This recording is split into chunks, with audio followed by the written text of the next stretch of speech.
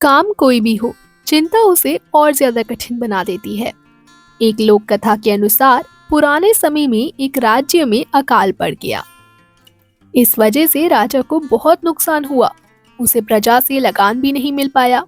अब राजा को यह चिंता होने लगी कि व्यय कम कैसे हो सकता है ताकि राज्य का काम चल सके।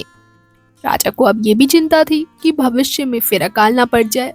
उसे पड़ोसी राजाओं का भी डर रहने लगा कि कहीं कोई हमला ना कर दे। एक बार तो उसने अपने कुछ मंत्रियों को उसके खिलाफ षड्यंत्र रचते हुए भी पकड़ा था। इन सभी परेशानियों की वजह से राजा को नींद भी नहीं आ रही थी, उसे भूख भी नहीं लगती थी। राजा को कई पकवान परोसे जाते लेकिन वह खा नहीं पाता। उस राजा के शाही बाग में एक माली था। राजा उसे रोज देखता था।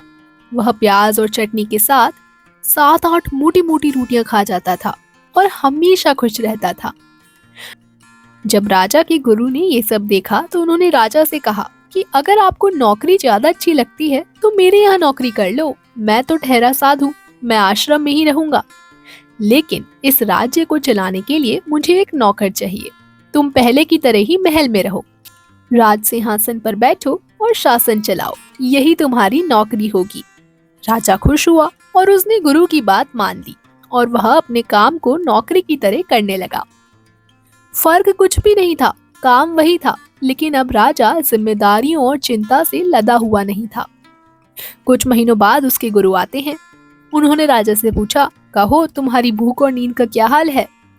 राजा ने कहा कि मालिक, अब खूब भूख लगती है और आराम से सो भी जाता हूँ। गुरु ने राजा को समझाया कि सब कुछ पहले जैसा ही तो है, लेकिन पहले तुमने जिस काम को बोझ समझ रखा था, अब सिर्फ उसे अपना कर्तव्य समझकर कर रहे हो। हमें ये जीवन कर्तव्यों को पूरा करने के लिए ही मिला है, किसी चीज को अपने ऊपर बोझ की तरह लादने के लिए नहीं मिला। काम कोई भी हो, चिंता उसे और ज्यादा कठिन बना देती है। जो भी काम करें उसे अपना कर्तव्य समझकर ही करें और हमेशा खुश रहें। यही थी इस छोटी सी कहानी की सीख। आशा करती हूँ कहानी आपको पसंद आई होगी। ऐसी ही और अच्छी कहानियों के लिए चैनल को सब्सक्राइब करें। वीडियो पसंद आई हो तो वीडियो को लाइक करके दोस्तों के साथ शेयर करना ना भूलें। धन्यवाद।